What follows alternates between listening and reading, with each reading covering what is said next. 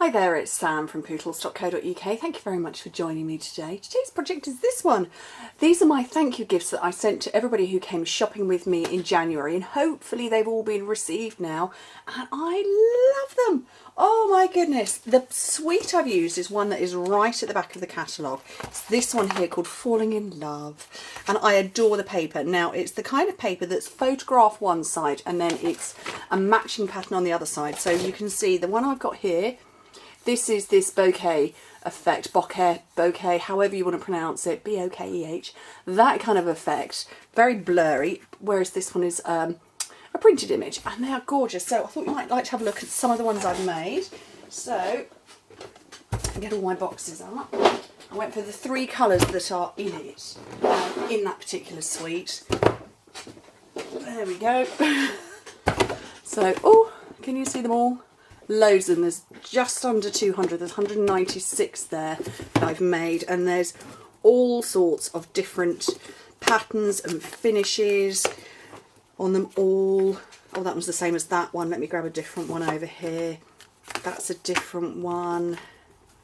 What have we got here? That's a different one. There's another one there.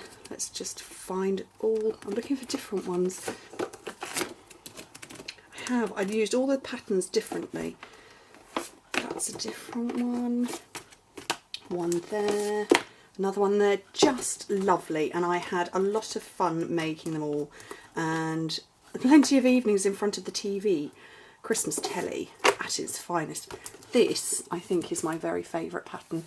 It's well, it looks like it's dewdrops that have been crystallised and frosted on branches, but it also looks a bit like those sort of twiggy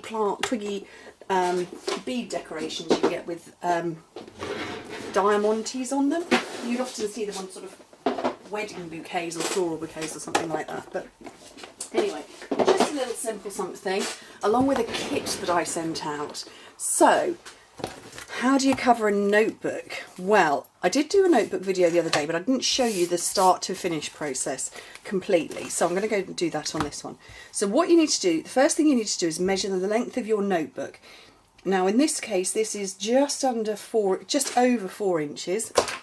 We'll call it 4 inches. And you need your loose edge, which is this bit here, because you don't want to bend a notebook like that. You want to be able to just flip it open. Okay, so you add a little bit extra on. So we're going to call that 4 1/4 inches, and the width of it is 2 7/8 of an inch. 2 7/8 of an inch. I'm going to turn this over because, well, actually, you know what? I'm just going to turn this sheet over. I actually prefer to work in metric when I'm doing a notebook. So this is 10.5 centimetres by 7.5 centimetres. 7.5 centimetres, so that I've got that written down there. Now I want a little bit extra, so we'll make it 11 centimetres on the length to get the loose edge. You also need to add in a little bit for this part here, the spine and for the back.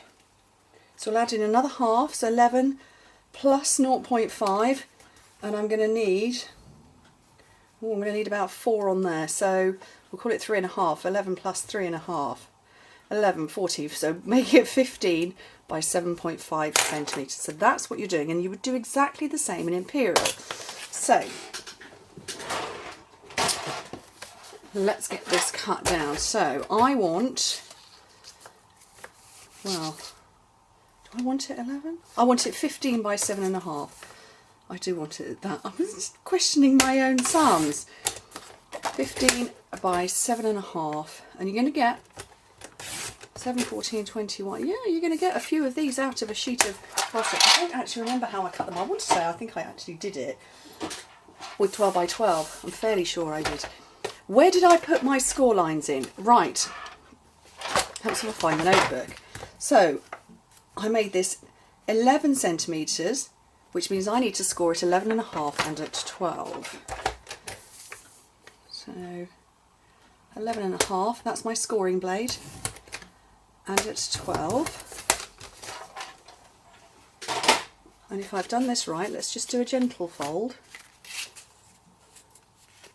That covers perfectly. Look at that. See?